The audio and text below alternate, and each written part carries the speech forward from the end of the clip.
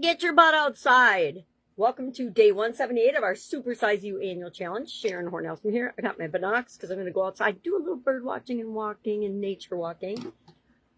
Sorry to start it out so harshly, but I really mean it. Today's topic, in line with physical health and well-being, we're talking about physical health and well-being as the part of the 9-part life framework that we're diving deep into this month. And today's topic is one of my favorite with respect to physical. Why? It is about getting outside, getting yourself outside, doing something outdoors versus doing just indoor activity all the time. Now, I will admit, in the winter, I am very guilty of just riding my exercise bike and not getting outside often enough. I would say this last winter has probably been one of my most stay at home and stay in the house-ish of all time. It's been, of course, there was a lot going on, but also I just didn't get out in the snow and the ice and things this winter like I normally do. I usually go for a walk at least several days a week outside, but this year I didn't do it, and I definitely felt it in terms of my energy, my mood, my outlook, my ability to handle problems and make decisions, because there's something about being out in nature that enhances us. Why? Because we're natural human beings and we need to have time interacting with our real environment. If you live in a smoggy, cloggy city, maybe that's not the best course of action. But I live in a small town and we have pretty good air quality. I never even looked at air quality until they started reporting it a few years ago. And who they are is normally my family members would say, the air quality is really bad today. You shouldn't go out on a walk. You shouldn't go exercise. Which normally I would still do it anyway. I used to do it early in the morning because the air quality in the environment seems to be better early in the morning. So what are we talking about today? And what are we going to do? We are talking about outdoor exercise and the benefits of that versus just always exercising indoors or you're in a gym or a facility, etc. Being outside enhances our vitamin D. Fresh air, mental health and well-being is impacted and gets a boost. It gets us an opportunity, which is super good for me, to walk on different terrain. I have vision challenges, so literally I cannot see the different terrain, so I kind of have to feel it out. So it's taught me a different way of doing my outdoor activities than I used to do before. But as much as I will trip sometimes and get annoyed, it's part of teaching me to do what I can do with what I've got right now, and that means interacting with my environment.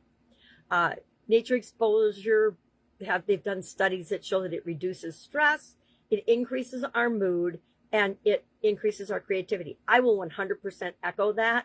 I have had my best ideas when I'm out in nature going for a walk, bar none. I can't think of any other activity that I've done where I've had better ideas doing that than walking outside in nature. I went to my same state park every day for 6 years in a row.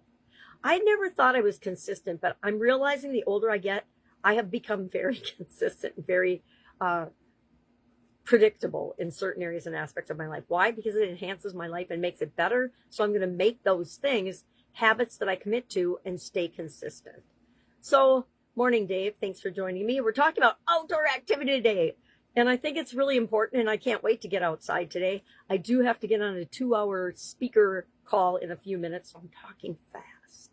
So what are we going to do today with this from a personal standpoint? I challenge you today to get outside and do something. Even if it's you just sit on your front porch, better if you walk around and move, but even if it's just if you sit out in the sun or breathe the fresh air for 5 minutes, that will be enough for you to actually feel the difference in being inside all day long and being outside all day long.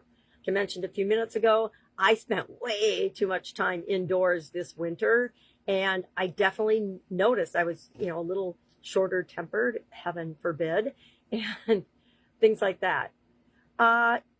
So I guess we could think about some reflective questions. How much of your exercise, assuming that you exercise after all this month of me nagging and harping on all the benefits of it, how much time do you spend indoors in nature moving? Because exercise is just movement.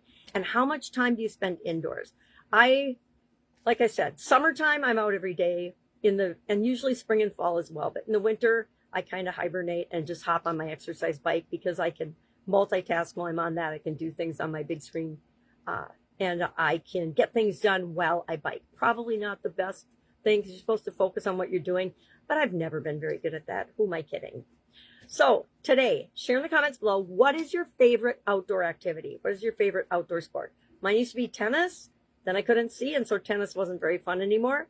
It was skiing, and then I couldn't see well enough to ski, so it wasn't very fun anymore.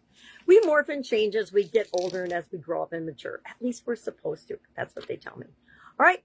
If I can help you in any way, ask. Otherwise, go make it an amazing day. And I will, of course, be with you tomorrow.